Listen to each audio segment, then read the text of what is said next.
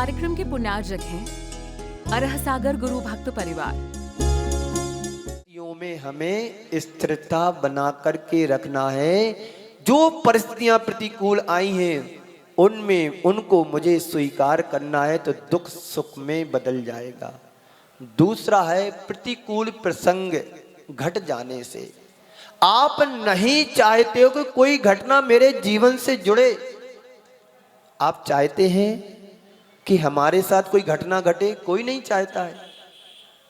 एक गरीब से गरीब व्यक्ति नहीं चाहता कि मेरे साथ कोई आरोप प्रत्यारोप लगे मेरे जीवन के ऊपर। कोई मेरे के जीवन के साथ कोई घटना ऐसी घटे जिससे मैं अपने जीवन को पार ना लगा सकूं। कोई भी व्यक्ति संसार में ऐसा कोई भी व्यक्ति नहीं है जो चाहता हो कि मेरे जीवन में कोई विपरीत संयोग जुड़े, विपरीत परिस्थितियां बने, कोई घटनाएं घटें। आप गाड़ी चलाते हैं, गाड़ी चलाते समय कभी ये सोचते हैं कि मेरा एक्सीडेंट हो जाए? क्यों सोचेगा? बोलो, नहीं सोचेगा ना। और घट जाता है तो उसको बस कर्म का उदय मान करके स्वीकार कर लो। किसी के साथ ऐसा हो नहीं। एक मुझे घटना याद आ गई, 2015 की है। मैं गिन्नार जी में था और हमारे ग्रस्त अवस्था के परिजन दर्शन करने के लिए वहां पर पहुंचे। पहले दिन वंदना उन्होंने की, पर्वतराज की। दूसरे दिन उन्होंने निवेदन किया कि महाराज श्री हम बहुत पहली बार यहाँ पर आए हैं, सारे क्षेत्र जो आसपास की यहाँ की यात्रा होती है, हम लोगों का मन है कि यहाँ की यात्रा कर ली जाए। मैंने कहा ठीक है। मैंने भी सोचा कि बार बार घर से निकलना होता नहीं है, योग संयोग बना है, ठीक है कर लो।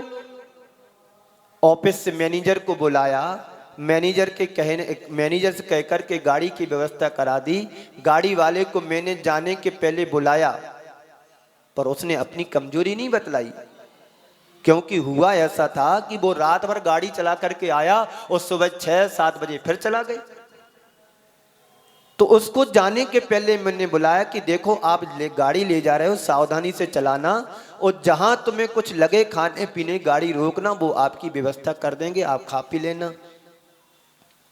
आशीर्वाद दिया, वही आशीर्वाद उनके लिए फलीभूत हुआ ऐसा।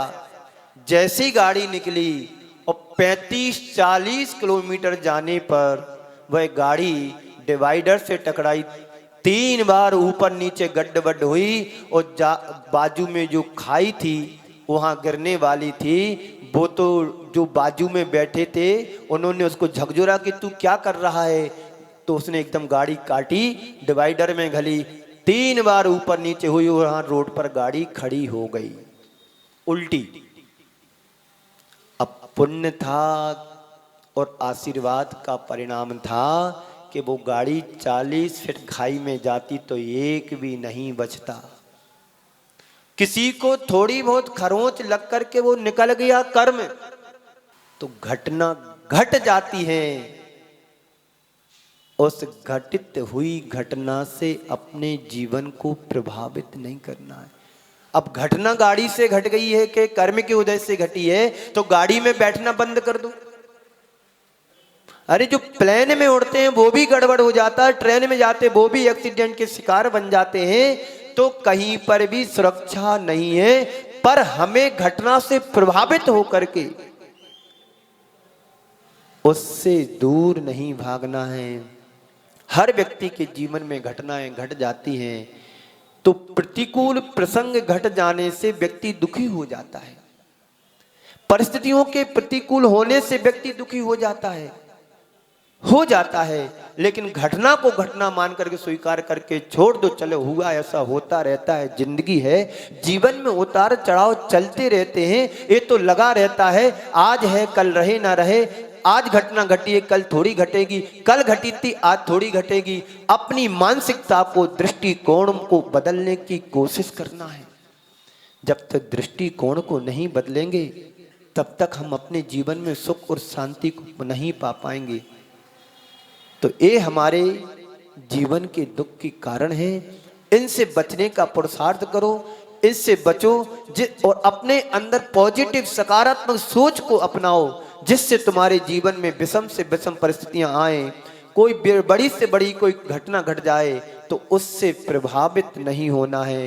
होता रहता है, संसार चक्र है, चलता रहता है। आज सुख है, कल दुख होगा, कल दुख है, आज सुख रहेगा, कभी लाभ होता है तो कभी हानि होती है, कभी अपना पराया बन जाता है, कभी पराया अपना बन जाता है। ये तो संसार में चलता रहता है, नियति है। इसलिए अपने जीवन में क्या करना है, इनसे बच करके जीना है। तीसरी बात है वियोग जन्य दुख। ऐसा तो है नहीं किसी का वियोग ना हुआ हो। आप जब यहाँ पर आए, कितने लोगों को तुम छोड़ करके आए थे। जब तुमने संसार में जन्म लिया, इस पर्याय में जन्म लिया, तो कितने लोगों को छोड़ करके आए थे। और जब यहां से तुम जाओगे तो कितने लोगों को छोड़ करके जाओगे। ये तो संसार में चलता रहता है, कहीं संयोग होता है तो कहीं वियोग होता है। कोई जुड़ रहा है, कोई टूट रहा है। किसी की डोली सज रही है तो किसी की अर्थी सज रही है। ये तो संयोग वियोग का नाम ही संसार है। ये चलता रहेगा कब तक, जब तक हम अपने आप को अंदर से नहीं जगाएंगे तब तक। जगाने का मतलब क्या है, सो थोड़ी रहे। जगाने का मतलब ये है हमें अपनी आत्मा को झकझोर करके जगाना है कि संसार के संयोग शाश्वत नहीं है और संसार का वियोग भी शाश्वत नहीं है। शाश्वत यदि है तो हमारा आत्म तत्व है जो अजर अमर अविनाशी है, ध्रुव है, कभी नष्ट होने वाला नहीं है, कभी वियोग होने वाला नहीं है। आत्मा के साथ जब तक शरीर का संयोग रहता है, वस्तुओं का संयोग रहता है, तब तक तुम्हें सुख और दुख प्रभावित करता रहेगा। और आप ये सोच लें, ये शरीर है, ये तन है, तन तो नष्ट होने वाला है, नश्वर है, नश्वर है, इसको कोई बचा नहीं सकता है। ये है वियोग धर्मा है।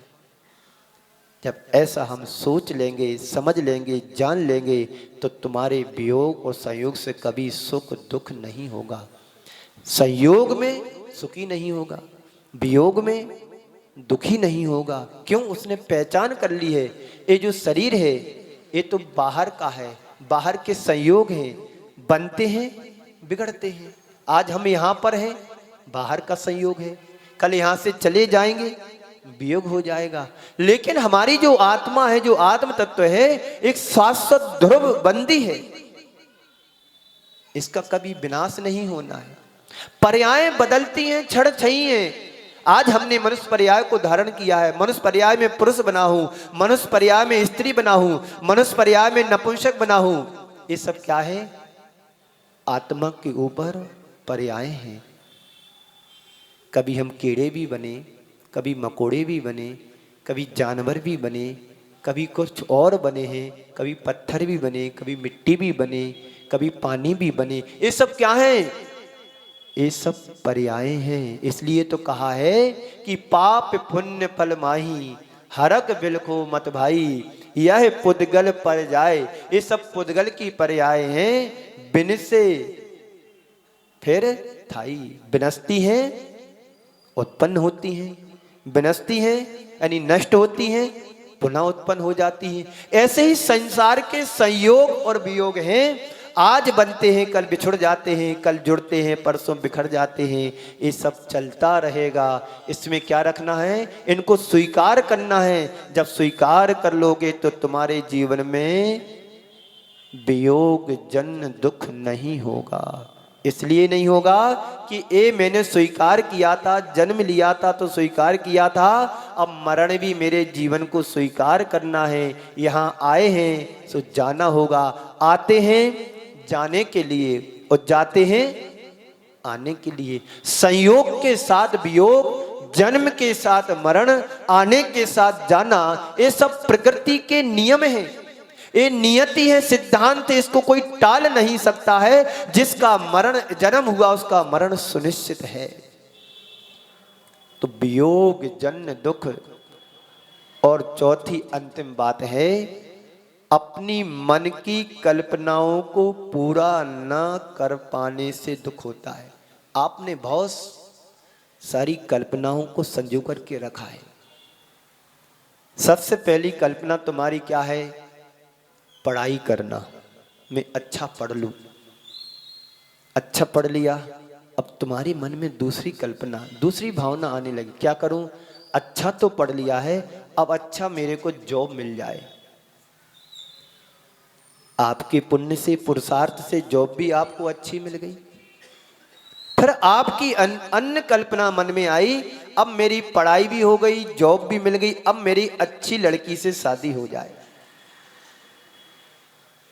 ये तो हमारे तुम्हारे हाथ में नहीं है, संयोग है। जैसा मिलेगा एक्सेप्ट करना पड़ेगा, स्वीकार करना पड़े। किसी के अंदर मन में बैठ करके थोड़ी आए देख करके कि इसका स्वभाव कैसा है, इसका नेचर कैसा है, इसकी प्रकृति कैसी है। नीम की प्रकृति तो पता है कड़वी होती है, खांड की प्रकृति पता है कि मीठा होता है, मिश्री की प्रकृति पता है कि मीठी होती है, और नींबू की प्रकृति पता है कि खट्टी होती है, और आंवले की प्रकृति पता है कसेला होता है। पर व्यक्ति के अंदर की बात को कोई पहचान नहीं सकता है कि इसके मन में क्या चल रहा है, जहर बन रहा है कि अमृत बन रहा है। बोलो, यहां पर 25-50 लोग बैठे हैं, भले आकृति से एक से दिख रहे हैं, पर सबकी प्रकृति भिन्न भिन्न है। बोलो, गाय अनेक हो सकती हैं, पर सबकी गाय का अंदर का दूध एक सा होता है।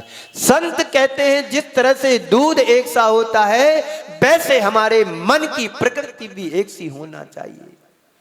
तो आप कल्पनाओं के समुद्र में तैरोगे भी तो कभी दुखी नहीं होगे। तो एक प्लानिंग पूरी करते हैं, वो पूरी नहीं हो पाती, दूसरी प्लानिंग की स्मृति में झलक आने लगती है। उसको पूरा करने की प्लानिंग करते, वो भी पूरा नहीं हो पाता है। फिर भी अन्य अन्य अनेक अनेक प्रकार की कल्पनाएं हमारे मन में तैरती रहती हैं, उभरती रहती हैं। उनको पूरा करने के लिए व्यक्ति पूरा हो जाता है, पर एक भी कल्पना उसकी पूरी नहीं हो पाती है।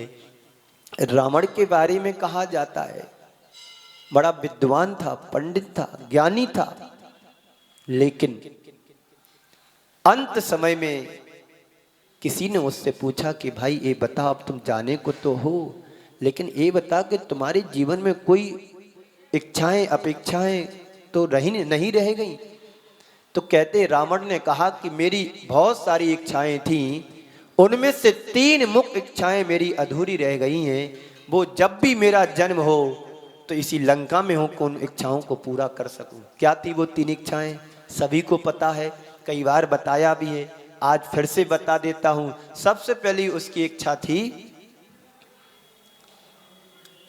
कि स्वर्ग तो जाना है, मरने के बाद नहीं, जिंदा में स्वर्ग जाऊं तो नसेनी लगा दूं। लंका से सीधी ऐसी नसेनी लगाऊं, सीढ़ी लगाऊं कि मरने के बाद तो हर व्यक्ति स्वर्गीय बनता है, भले उसने नरक के काम किए हों, पर जाएगा तो स्वर्ग पहले जाएगा। तो उसकी पहली इच्छा थी, कल्पना थी कि मैं स्वर्ग तक नसेनी लगा करके दूं। वो पूरा नहीं कर पाया, मर गया। पूछा, दूसरी इच्छा कौन सी थी तुम्हारी? 3 इच्छाएं उसकी शेष रही, आज भी हैं, इतिहास में आज भी बाकी रह गई। हो सकता आप लोगों के जीवन की अनेक इच्छाएं, उनमें से कुछ मुख्य इच्छाएं होंगी कि अच्छा घर बन जाए हमारा, अच्छी गाड़ी आ जाए हमारी, अच्छा कोठी बन जाए, बच्चे अच्छे पढ़ लिख करके अच्छे जॉब करने लगे, और अच्छी शादी भी हो जाए, अच्छा परिवार बस जाए। सबकी इच्छाएं रहती, होना भी चाहिए। मेरी भी इच्छा होती, लोग बहुत सारे बैठे प्रवचन सुने, अच्छा सुनाऊं। संसार में ऐसा कोई भी प्राणी नहीं है जिसकी इच्छा ना हो, कल्पनाएं ना हो। तो रावण से जब पूछा कि दूसरी इच्छा क्या है तुम्हारी, उसने कहा अग्नि तो है, पर अग्नि में धुआं नहीं होना चाहिए, तो बड़ा अच्छा रहेगा। क्योंकि ऐसी व्याप्ति बनती है कि जहां जहां पर धुआं होता है वहां वहां पर अग्नि निश्चित है। शास्त्रों में ऐसा कहा है कि जहां जहां धुआं दिखाई देता है वहां वहां पर अग्नि है, ये पक्का है। पर जहां अग्नि हो धुआं हो कोई जरूरी नहीं है। तो पहले दूसरी इच्छा क्या थी रावण की? अग्नि तो हो पर उसमें धुआं ना हो, वो भी अधूरी रह गई। है तुम्हारे पास कोई ऐसी ताकत कि धुआं आग जलाओ धुआं ना उठे? थोड़ा सा कचरा भी जलाओगे तो सबसे पहले धुआं से शुरुआत होती है। घर में आपने आग लगाई होगी, घर में नहीं मतलब घर चूल्हे में, तो धुआं तो पहले निकला होगा, फिर बाद में अग्नि बनती है, फिर आदमी उसमें ताप निकलता है। तो ये हो गया, नहीं कर पाया, जीवन पूरा हो गया, कल्पनाएं अधूरी रह गई। तीसरा उसने सोचा सोने की लंका तो बना दी, सोने की लंका तो बना दी, पर इस सोने में सुगंध और आ जाए तो कहना क्या था। सोने में सुगंध नहीं ला पाया, उसका जीवन पूरा हो गया। लेकिन इच्छाएं, कल्पनाएं, अपेक्षाएं, आकांक्षाएं किसी भी व्यक्ति की पूरी नहीं हो पाती। ये संसार है, जितने जीव हैं उतने प्रकार की अनंत इच्छाएं इस संसार में प्रत्येक प्राणी के पास में हैं। चाहता तो है मेरे साथ ऐसा हो, चाहता तो है, चाहता तो हूं मैं ऐसा करूं, चाहता तो सब कुछ है, पर तुम्हारे चाहने से क्या कुछ हो सकता है? संत कहते तुम चाहते हो वो हो ना हो, पर उसकी फिक्र मत करो। जो तुम्हारे पास है, जो तुमने पाया है, उसको तुम बस अपना लो, तुम्हारी इच्छाएं पूरी हो जाएंगी। शादी हो जाती है, साल 6 महीने में रिजल्ट आता है कि आपस में एडजस्ट नहीं हो रहा है। तो क्या होता है? दूरियां बढ़ जाती हैं, और दूरियां बढ़ती हैं फिर क्या होता है? वो दूरी कोर्ट तक पहुंच जाती है, और फिर तुम्हारे जीवन का जो संबंध है तार तार हो जाता है। इस कार्यक्रम के पुण्यार्चक थे अरह सागर गुरु भक्त परिवार।